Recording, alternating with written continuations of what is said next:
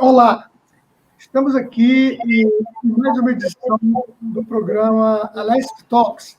Meu nome é Paulo Roberto Alonso Viegas, sou o diretor de comunicação e marketing da Alesp e consultor legislativo do Senado Federal.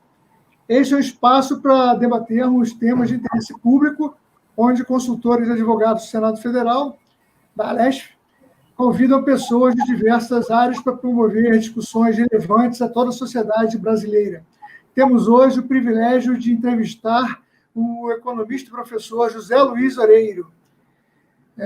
O professor José Luiz Oreiro possui graduação em Ciências Econômicas pela UFRJ, mestrado em Economia pela PUC, no Rio de Janeiro, e doutorado em Economia, Indústria e Tecnologia pela UFRJ.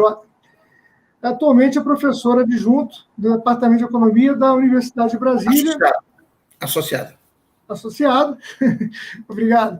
E hoje a gente vai falar sobre perspectivas para a economia no Brasil em 2022. Contamos também com a presença do ilustre colega Marcos Peixoto, presidente da Alesp e consultor legislativo também do Senado Federal, graduado em agronomia, doutor em ciências sociais em desenvolvimento, agricultura e sociedade, na Universidade Federal Rural do Rio de Janeiro, e pós-doutorado em políticas públicas na UFRJ e em direito na UFMG. Então, eu agradeço a participação de todos e eu queria começar com uma introdução, falando um pouco do momento que a gente passa no Brasil hoje, né? Que já há alguns anos vem adotando algumas políticas com vieses mais liberais, e assim foram aprovadas reformas trabalhistas, da Previdência, do setor elétrico, e outras de não tão grande envergadura, talvez, do que as primeiras três que eu mencionei. Essas reformas ainda não parecem ter oferecido os resultados prometidos, o que gera desconforto e algum descrédito. Além disso, estamos aparentemente saindo de uma pandemia, o que pode ajudar na retomada do crescimento econômico, pelo menos o que, a princípio, sinaliza para os estudiosos entendidos na economia.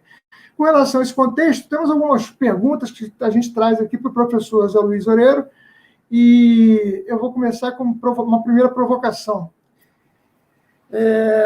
Professor José Luiz Oreiro, em que medida, por exemplo, estamos vivendo hoje um momento de discussão de uma reforma trabalhista no Congresso Nacional, nas casas do Congresso Nacional, e eu queria saber se realmente essa reforma pode ajudar o Brasil a crescer, a se desenvolver. Será que ela realmente ela pode ser efetiva nesse sentido? E essa reforma seria importante o suficiente para tal finalidade? A palavra, doutor. Então, meu caro, na verdade seria mais uma reforma trabalhista, né, porque já fizemos uma em 2017, em que foi prometido que, se nós fizéssemos a reforma trabalhista, milhões de empregos seriam gerados, e os empregos que eles prometeram estão nos devendo até hoje. Na verdade, essa agenda que se inicia em 2016, com o documento Ponte para o Futuro, que foi entregue ao presidente Michel Temer, é uma agenda de redução do tamanho do Estado e dos direitos dos trabalhadores. Então, é uma lógica microeconômica que, na cabeça do empresário, faz sentido, né? Que o empresário pensa assim, não, se diminuir o custo trabalhista, eu vou ter mais lucro, né? E aí, eu tendo mais lucro, eu posso expandir minha empresa ou reduzir o preço dos meus produtos, etc. O problema é que, como disse o Keynes, né, na sua teoria geral do emprego, do juro e da moeda, a racionalidade individual pode implicar em irracionalidade coletiva. Quando você faz um esforço para reduzir, né, os direitos trabalhistas, os salários, etc., o que acontece é que você diminui a demanda de consumo, e ao diminuir a demanda de consumo, ao invés de aumentar o número de trabalhadores empregados, você diminui o número de trabalhadores empregados. Portanto, se o objetivo é criar mais empregos, o que nós temos que fazer é retomar o crescimento econômico, o que passa, neste momento, por um aumento significativo do investimento público.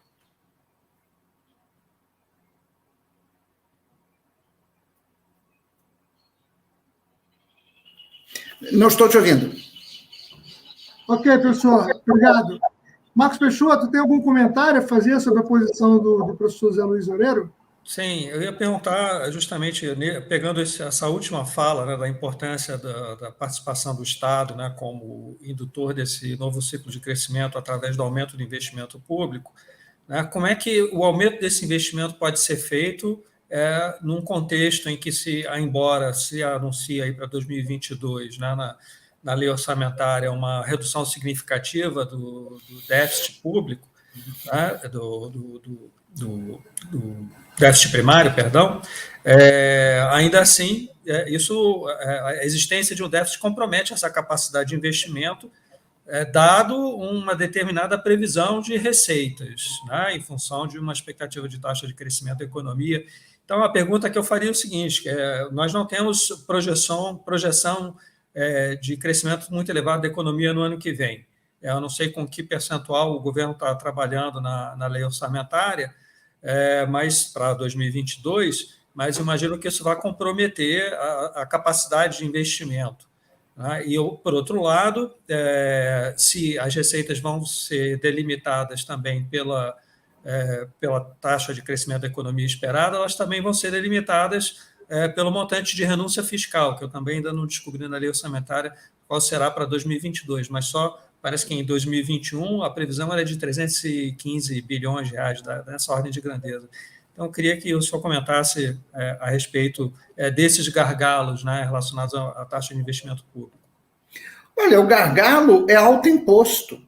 É que em 2016 o Brasil adotou uma regra fiscal que só existe no Brasil, que é a regra de teto de gasto, que congela o gasto primário por 20 anos.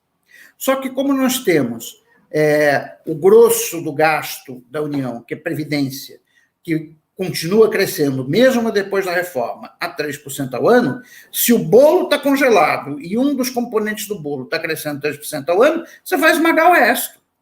Então, a única forma de você aumentar, se adotar uma agenda, né, de retomada do desenvolvimento econômico, é com a simples eliminação do teto de gastos. Isso não quer dizer que nós não vamos pôr nada no lugar.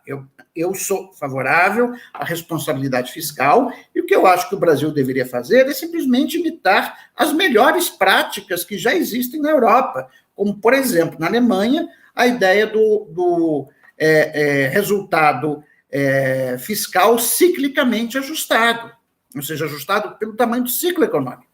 Então, ao invés de ficar inventando jabuticaba, a gente inventa um monte de bobagem aqui no Brasil, que só existe no Brasil, é só ver o que os alemães fazem e fazer igualzinho. Tá?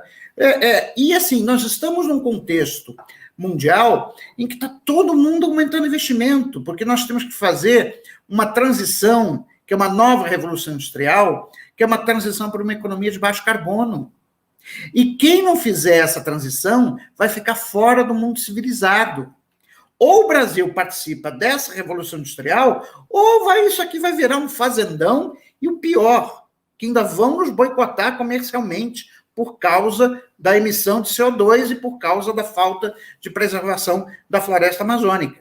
Então, assim, o que nós temos que fazer é sacrificar as ideias antigas. A defesa que é feita pelos economistas do mercado financeiro e pela equipe econômica do teto de gastos, ela é tão estúpida quanto a defesa que se fazia nos anos 30 do século passado do padrão ouro. É pura e simples terraplanismo econômico.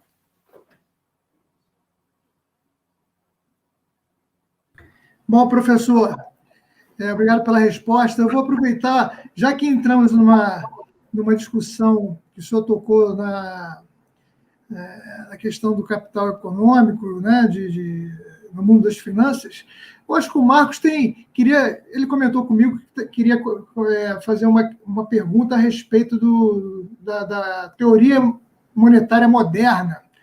Marcos, você quer trilhar por esse caminho? Como é que é? Sim, a gente pode aproveitar o gancho da última colocação do professor e a questão que eu levantei logo em seguida. O professor levantou a importância do investimento público, e aí eu emendei falando aqui das limitações autoimpostas, como o professor falou, né, pelo próprio Congresso e governo brasileiro, que acabam defendendo esse limite, né, o teto de gastos na Constituição, e isso acaba engessando os gastos que poderiam estar previstos ali no orçamento, na minha visão também limitados, né, pela necessidade de se impor um volume exagerado de receitas de renúncia fiscal, né, num ambiente em que se demanda institucionalmente um novo sistema tributário. Mas o economista André Lara Rezende, né, e diversos outros economistas também, no início do ano passado, diante da necessidade de grande aporte de recursos públicos para o auxílio emergencial e para socorro às empresas, né, defenderam que esse aporte de recursos deveria ser feito através não de recursos, corrija-me se eu estiver equivocado, né, não através das receitas públicas ordinárias, enfim, através de arrecadação tributária, né? E a teoria monetária moderna, ela sugere que existe uma desvinculação entre ou não uma vinculação precisa, né, do gasto, do investimento público e de inflação, né? E o André Lara Rezende, nos estudos que andou fazendo, do livro que publicou no ano passado, ele aponta que a crise das hipotecas lá de 2008, né, resultou num altíssimo investimento de recursos por muitos países desenvolvidos, muita injeção de recursos na economia, né, para socorrer, para promover uma política anticíclica, né, e socorrer vários setores da economia, e isso não teria resultado em inflação. Então, isso em tese, salvo engano, é o que defende a teoria monetária moderna, quer dizer, uma emissão controlada de moeda, né, para financiar de forma planejada e baseada em decisões inteligentes esse gasto e os investimentos públicos, né? Então, essas decisões inteligentes de alocação eficiente dos recursos é que levariam a uma retomada de crescimento num ambiente em que não seria impactado por uma alta da inflação. Então, essa é a pergunta que eu queria fazer para o professor, se ele concorda com algumas abordagens da teoria monetária moderna e se essa não seria uma solução de atuação, de estratégia de política anticíclica para esse período de recessão que nós vivenciamos já em 2015 e 2016, mas que voltamos a vivenciar também em 2020. Bom, a MMT ela tem coisas novas e velhas. O problema é que ela tem coisas novas e boas. O problema é que as novas não são boas e as boas não são novas. Então, o que tem de correto na teoria monetária moderna?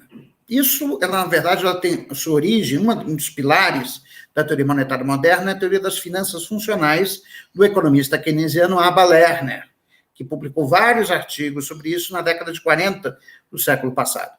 Basicamente, o que o Aba Lerner dizia, né, é que a política fiscal deveria ser utilizada para calibrar o ciclo econômico. Então, em momentos de contração do nível de atividade, o governo deveria estimular a economia, seja por um aumento do investimento público, seja por uma redução de impostos, ou por uma combinação de ambos. E nos períodos em que a economia estivesse sobreaquecida, ele deveria fazer o contrário, ele deveria retirar poder de compra da economia, né, seja reduzindo os seus gastos, seja aumentando os impostos. Então, essa é uma ideia que vem das finanças funcionais do Aba Lerner, né? Bom, o que a teoria monetária moderna ela vai além das finanças funcionais é dizer que não existe restrição financeira para um Estado que emite dívida na sua própria moeda. Bom, se nós estivermos nos referindo à economia dos Estados Unidos, que emite moeda de reserva internacional, sim, não existe restrição financeira para o governo norte-americano. Mas o mesmo não é válido para uma economia como a do Brasil, que é uma economia que tem uma moeda que, na hierarquia internacional de moedas, é uma moeda de baixa liquidez.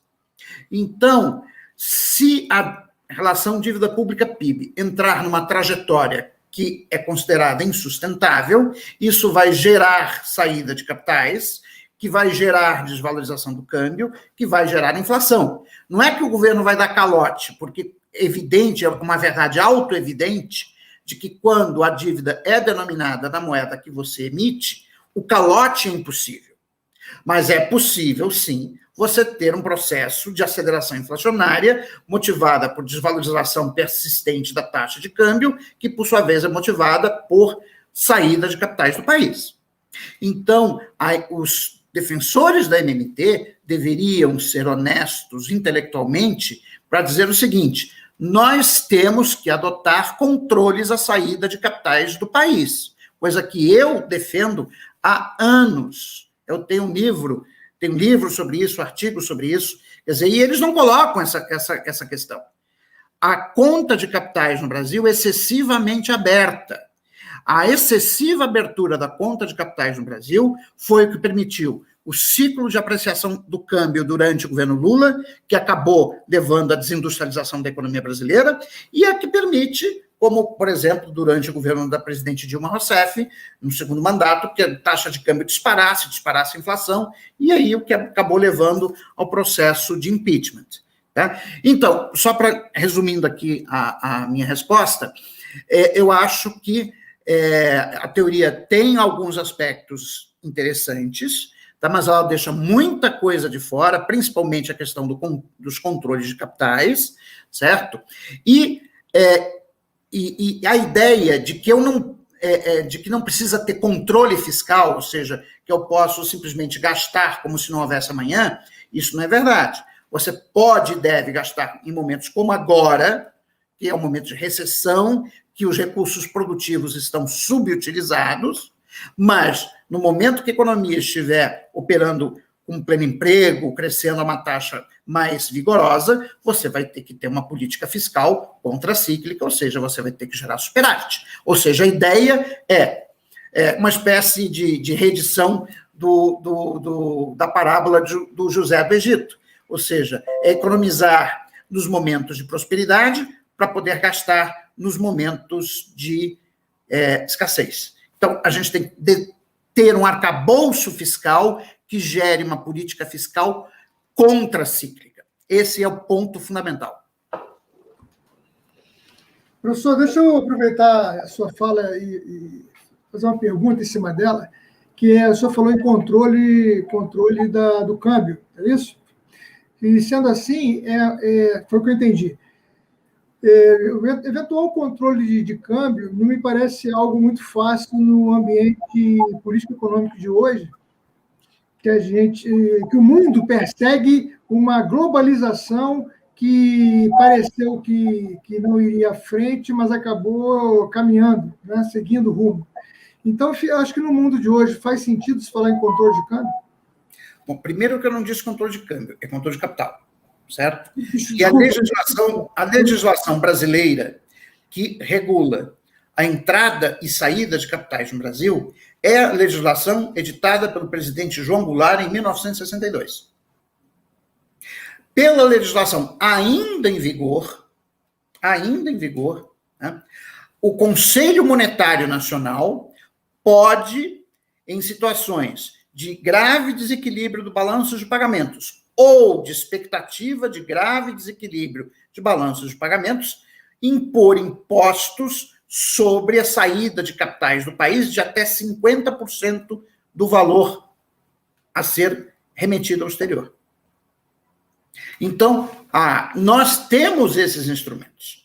O problema é que a liberalização da conta de capitais no Brasil foi feita de maneira, vamos dizer assim, não vou dizer ilegal, porque eu não sou advogado, então não me compete dizer, mas foi feita de maneira porca.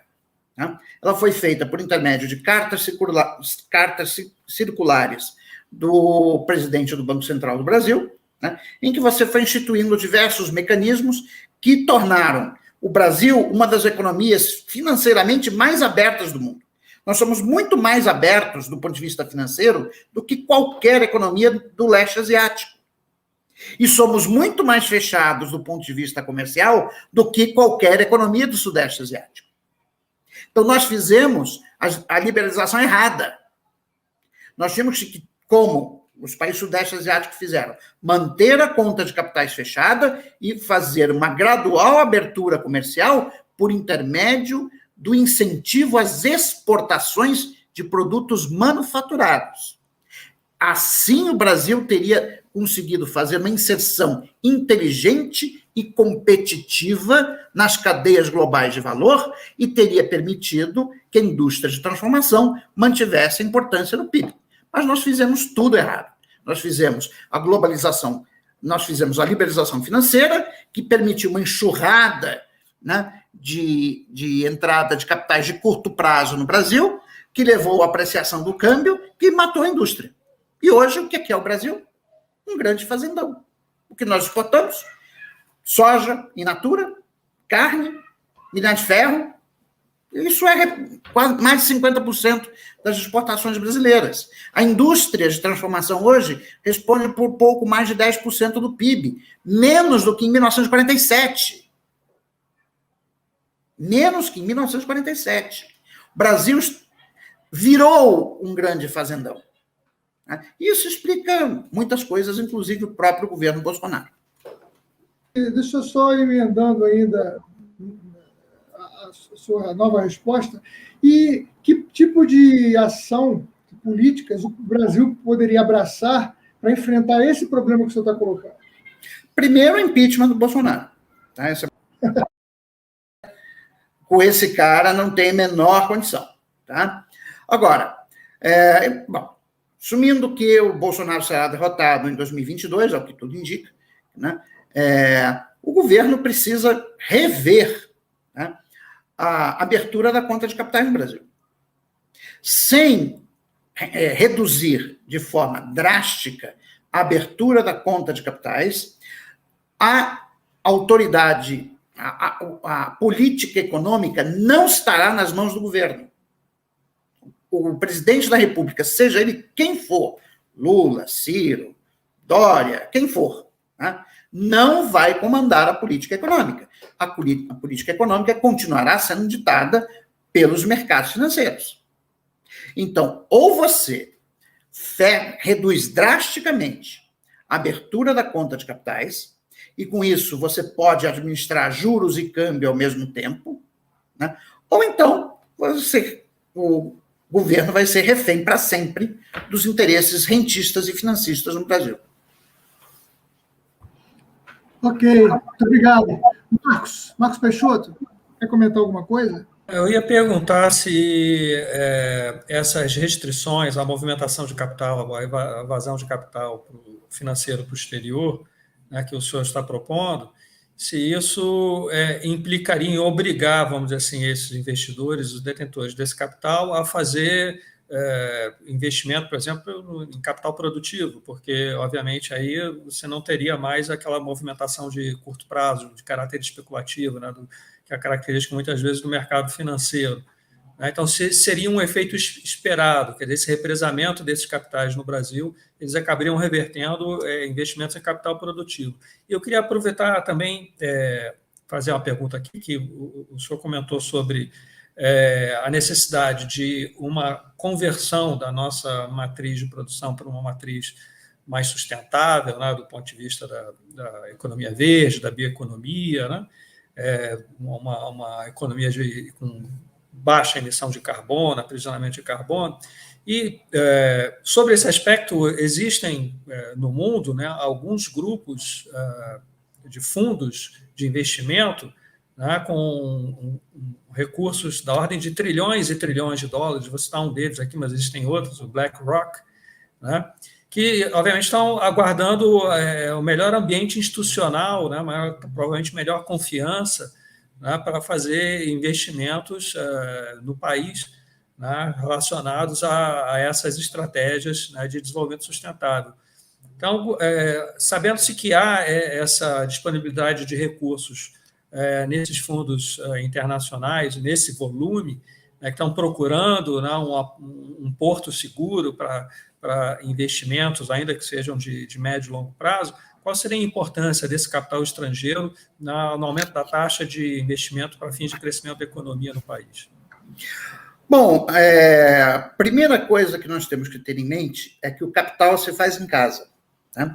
Ou seja, a experiência que o Brasil teve de financiar o crescimento com capital externo, que isso foi feito durante o primeiro mandato do presidente Fernando Henrique Cardoso, foi um completo desastre, né?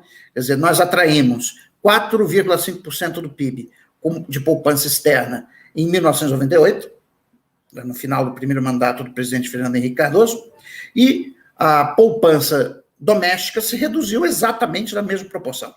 Ou seja, ao contrário do senso comum, poupança doméstica e poupança externa não são complementares, elas são substitutos, tá? Então, o capital se faz em casa. Daí a importância dos controles de capitais. Isto não quer dizer que eu seja contra o investimento direto produtivo. O investimento direto produtivo não é uma questão de financiamento, é uma questão de transferência de tecnologia. São duas coisas diferentes, certo? Bom, sim, precisamos de tecnologia verde, que nós não temos ainda. A indústria brasileira está muito defasada tecnologicamente e investimentos feitos no Brasil com o objetivo de transformar a nossa matriz produtiva numa matriz mais eficiente do ponto de vista de emissão de carbono serão muito bem-vindos. Agora, como é que a gente vai diferenciar esse investimento do capital especulativo?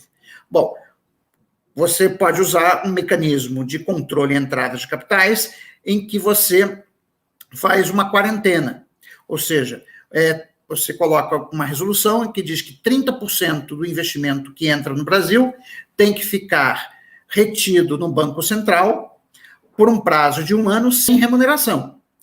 Para quem está pensando em fazer investimento de longo prazo no Brasil, esse depósito compulsório não vai fazer nenhuma diferença.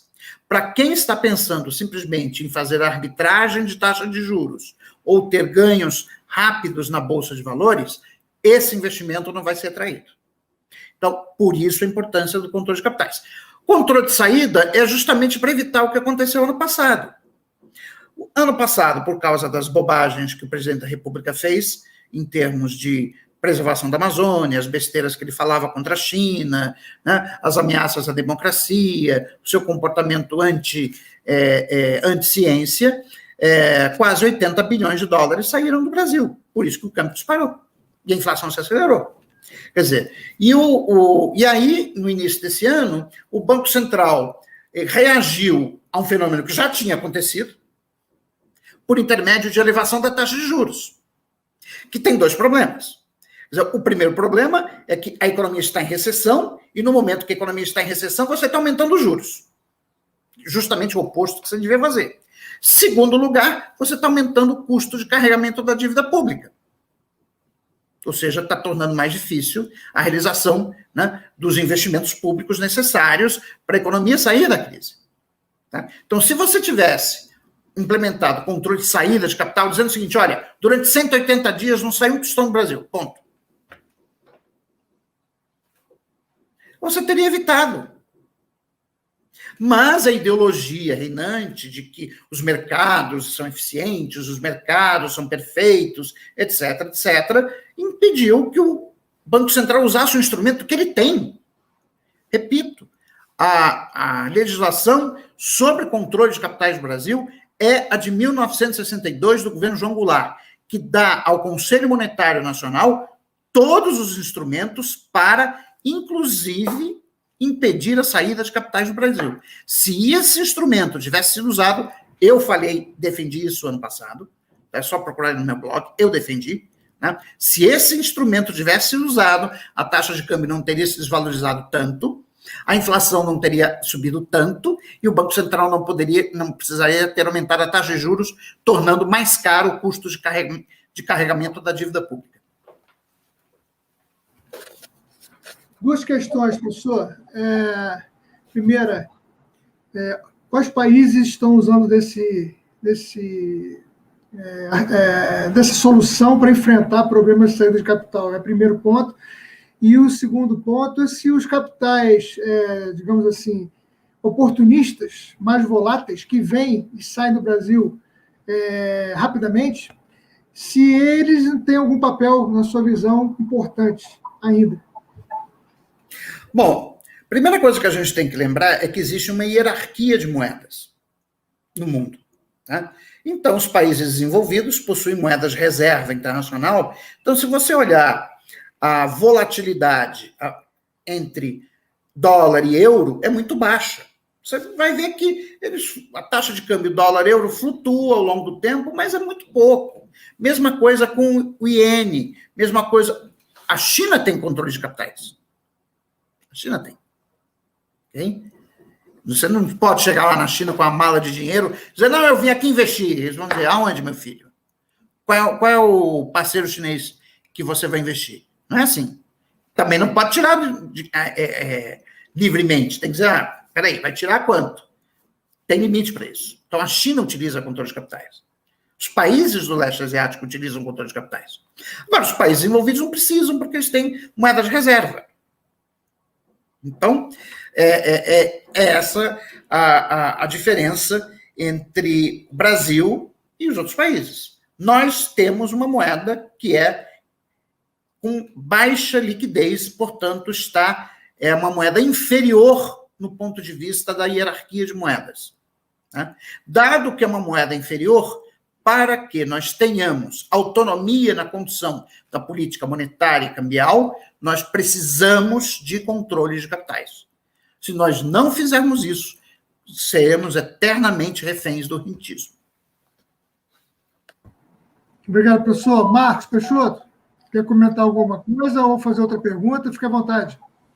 Bom, eu acho que nós tocamos um pouco no início da nossa entrevista, né, num aspecto que a gente ainda não explorou bem e que eu acho que são relativamente importantes. O senhor comentou também que capital se faz em casa, quer dizer, a gente tem que não depender, né, obviamente, ou significativamente de investimentos externos, de capital estrangeiro, para a gente reencontrar o caminho do crescimento e desenvolvimento econômico.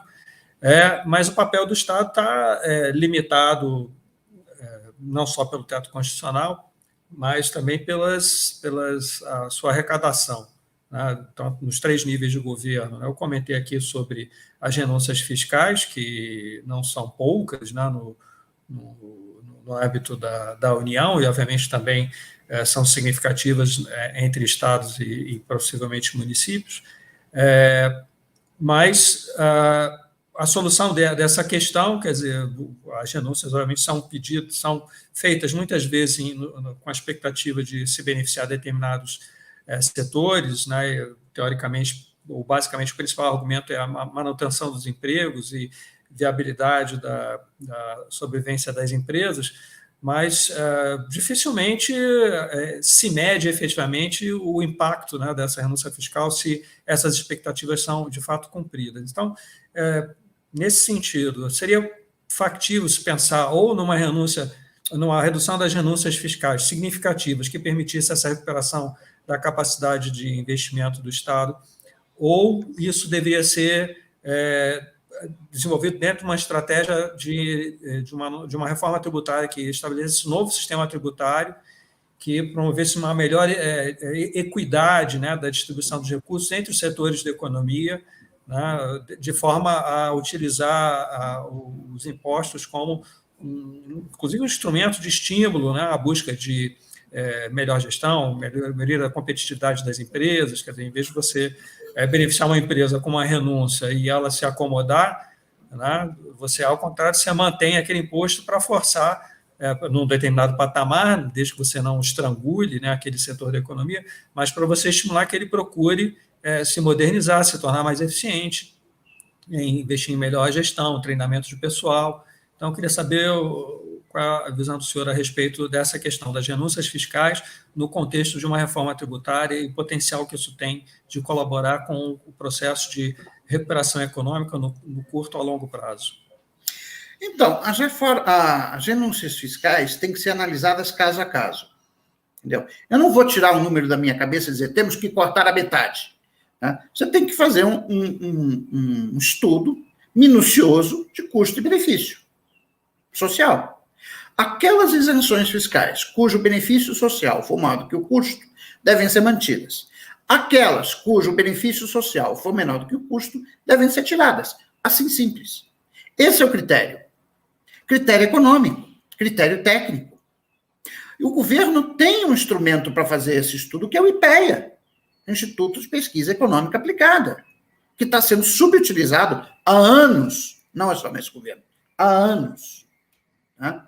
Então, essa é a questão. Assim, eu não vou te dizer, eu imagino que tenham muitas isenções fiscais que não se justifiquem, não sei te dizer qual o tamanho disso, porque tem que olhar caso a caso. Tá? Então, esse é o primeiro ponto. Agora, que nós precisamos fazer uma reforma tributária ampla é absolutamente consensual. O deputado Baleia Rossi tinha feito uma proposta de emenda constitucional 45, em que você reformava os impostos indiretos, com a criação do imposto de bens e serviços. A proposta do deputado Baleia Rossi, que está baseada num estudo feito pelo Centro de Cidadania Fiscal, que é dirigido pelo Bernardo Api, ela tem como principal virtude estabelecer a equidade horizontal, ou seja, a ideia de que os diversos setores da atividade econômica, ou seja, o setor primário, o setor secundário, o setor terciário, têm que pagar a mesma alíquota de imposto. Você não pode ter uma situação como nós temos hoje, que a indústria paga 4, 5 vezes mais impostos como proporção do seu valor adicionado do que o setor de serviços ou o agronegócio. Isso não pode acontecer. Quer dizer, essa é mais uma das razões da desindustrialização da economia brasileira. Quer dizer, porque o sistema tributário é anti-indústria. Certo? Então, nós temos que fazer uma reforma do sistema de impostos indiretos. Além dessa reforma do sistema de impostos indiretos, temos que, sim, reformar o sistema de impostos diretos, que é imposto de renda. Então, ideias como tributar lucros e dividendos distribuídos, mudar a planilha do imposto de renda, né, ver os valores, né, as faixas de valores, a própria alíquota, com a criação de uma alíquota mais alta de 33%, por exemplo, para rendas superiores a 20 ou 30 mil reais. Né? E temos que rever a pejotização, porque a pejotização ela é a forma pela qual profissionais liberais altamente remunerados conseguem pagar uma alíquota efetiva de imposto muito baixa. Então, a pejotização, ela prejudica a arrecadação do imposto de renda e prejudica a arrecadação previdenciária. Então, a pejotização tem que ser revista. Nós não podemos continuar com a pejotização do jeito que está, que nós temos profissionais liberais, médicos, advogados, etc., que ganham 300, 400 mil reais, 1 milhão de reais por ano, né, e pagam 6% da sua renda. Isso tem que ser revisto. Isso é extremamente regressivo do ponto de vista da arrecadação de impostos e gera perda de receita. Então, mas é essa discussão que o Brasil tem que ter. Agora, o Guedes, depois de ter tentado durante anos emplacar imposto único, resolveu pegar essa bandeira, que era uma bandeira da esquerda, né? E como tudo que o Guedes faz, né? Eu não vou dizer aqui a palavra, que seria mal educado, mas ele transforma em porcaria. Né? Tudo que o Guedes toca a mão vira porcaria. Né? Então, infelizmente, essa proposta que está aí em tramitação no Congresso Nacional é um lixo completo, do início ao fim. Bem, professor, nós falamos em capitais, falamos em tributação, em reforma administrativa, e com relação à taxa de juros, que tem se elevado nos últimos meses, né? e depois de uma baixa histórica, né? E agora, que perspectivas que a gente tem com relação ao juros, sob o seu ponto de vista, para 2022? Bom, o Banco Central vai continuar subindo os juros. O Roberto Campos disse ontem que ele vai levar a taxa Selic até onde for necessário. E o problema é que a inflação vai continuar se acelerando. Não por causa de pressão de demanda, porque a economia brasileira está... a gente viu os indicadores do PIB do segundo trimestre, caiu 0,1% com respeito ao primeiro trimestre de 2021, mas basicamente por conta da crise hídrica. A crise hídrica é extremamente grave, ela vai gerar um enorme choque de oferta na economia brasileira, choque negativo, portanto, o preço da energia elétrica vai continuar subindo e isso vai pressionar os índices inflacionários. Então, a inflação vai continuar subindo, ela já está no acumulado dos últimos 12 meses em mais de 9%, ela vai passar dos 10% no acumulado dos últimos 12 meses, não sei se vai ter algum refresco no final do ano, talvez tenha, mas certamente a inflação brasileira não vai fechar 2020 abaixo de 8%. Né? Então, o Banco Central vai continuar subindo juros. E é possível que a Selic alcance o patamar de 2 dígitos, o que é muito ruim, tanto do ponto de vista da recuperação do nível de atividade, como do próprio carregamento da dívida pública, que vai ficar muito mais caro. Obrigado pela resposta, professor. Marcos Peixoto, tem algum comentário a fazer? Alguma outra questão a fazer? Eu queria voltar um pouco no ponto da questão tributária, porque uma das questões que têm sido levantadas no âmbito dessa discussão da reforma tributária e de outros desafios que nós temos de arrecadação, né, sobretudo de impostos da União, que é a previsão constitucional do imposto sobre grandes fortunas. Né? Então, lá em 88, isso foi previsto, demandava uma regulamentação em lei. E o fato é que nós temos em torno de 40 projetos de lei tratando da regulamentação do imposto sobre grandes fortunas, que o Congresso nunca regulamentou, nos mais de 30 anos de existência da nossa Constituição. E desses 40, em torno de 20 projetos foram apresentados nos últimos 2 anos. Quer dizer, houve todo um movimento, não sei se de forma oportunista, né, por conta da dificuldade de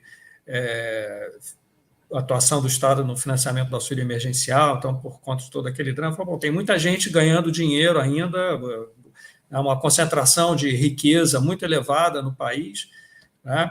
Mas a pergunta é se o debate sobre a regulamentação, em alguma medida, da instituição de um imposto sobre grandes fortunas deveria necessariamente estar atrelado ao debate da reforma tributária, ou se esse seria um ponto da Constituição que poderia ser regulamentado à parte pela sua simplicidade aparente. Bom, eu vou dizer o seguinte, eu não gosto do imposto sobre grandes fortunas, e por uma razão muito simples, não é porque eu esteja incluído no rol dos que seriam tributados pelo imposto de grandes fortunas. Né? Mas, assim, eu já conversei com um amigo meu, que é um advogado, que tem sócio de um grande escritório, não vou dizer o nome, mas que funciona aqui em Brasília, Rio de Janeiro e São Paulo. Eu já conversei sobre isso com ele alguns anos atrás. Ele me disse o seguinte, olha, se vocês colocarem imposto sobre grandes fortunas, eu vou pegar os meus clientes, vou colocá-los num paraíso fiscal, tá? E ele vai ficar só com um apartamentozinho em São Paulo, em Brasília, no nome dele. Eu troco. Então, eu consigo transferir, né, a titularidade dos ativos financeiros e dos ativos físicos dos meus clientes para um paraíso fiscal no exterior e o imposto não vai gerar um tostão de arrecadação. Eu acho que melhor do que imposto sobre grandes fortunas é a gente rediscutir o IPTU e o ITR, porque esse não tem como ter evasão, ou melhor, ilação fiscal em cima de propriedade. Não importa quem é o proprietário da casa no Lago Sul de Brasília, se é fulano, beltrano, se fulano mora no Haiti, nas Bahamas, na Sibéria, onde seja. A casa está no Lago Sul. Portanto, ela vai ter que pagar o IPTU. O IPTU é muito baixo em qualquer cidade brasileira. Os prefeitos não gostam de aumentar o IPTU. Tá? Recentemente, eu orientei uma dissertação de mestrado aqui no UNB, justamente sobre o caráter regressivo do IPTU em Brasília, aqui no Distrito Federal. As regiões mais ricas da cidade pagam proporcionalmente menos IPTU do que as regiões mais pobres. Você pode aumentar muito o valor arrecadado com o IPTU. E o ITR, então, nem se fala. Mas o ITR no Brasil é risível. Né? Então, ao invés de pensar em imposto sobre grandes fortunas, vamos discutir seriamente imposto sobre propriedade. Esse não tem como evadir, e eu garanto para vocês que existe uma avenida para aumentar a arrecadação de impostos com IPTU e ITR. Professor, o que me parece, a partir da sua posição, é que o ITR, se começar a ser levado à alíquota, ou, enfim, se começar a se forçar em cima do aumento da arrecadação do ITR, isso pode esbarrar, ser repassado de alguma forma para o preço de produtos alimentícios. Assim, e aí você tem uma questão de inflação envolvida nisso, provavelmente. Quanto ao IPTU, o IPTU é um imposto que se cobra em grandes cidades. O Brasil tem 5.570 municípios, mais ou menos. A grande maioria são municípios pequenos. Esses municípios ou menor, não necessariamente pequenos, mas pouco populosos. E nesses municípios, muito pouco ou nada até se cobra de IPTU. Então, isso ficaria restrito mais a grandes centros urbanos. E essa receita também não vai para a União, no caso do ITR vai, mas a IPTU vai para o município, né? A receita vai para os municípios. Então, como é que o senhor pensa em equilibrar um pouco isso que eu falei? Olha, que bom que o dinheiro vai para os municípios, porque a educação fundamental é nos municípios, os hospitais são dos municípios, saúde e educação básica são dos municípios, é atribuição deles. A infraestrutura urbana, de mobilidade urbana, é dos municípios. Então, que bom que se aumente a arrecadação dos municípios, e tem que aumentar mesmo. Tá?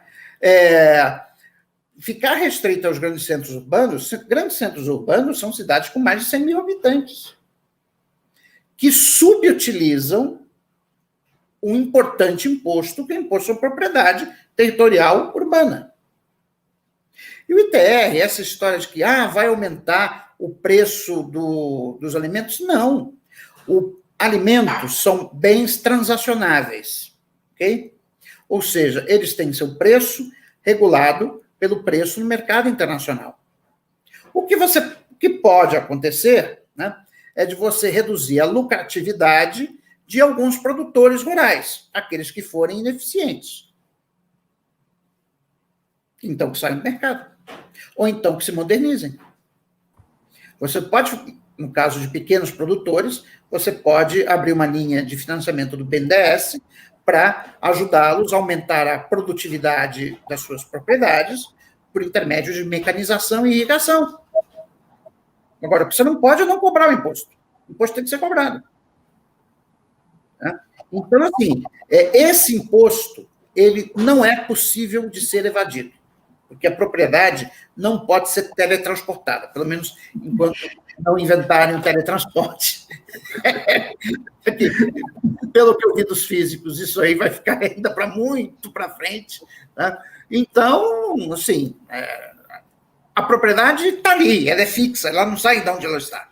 Então, você cobra. E o que tem de fazendeiro?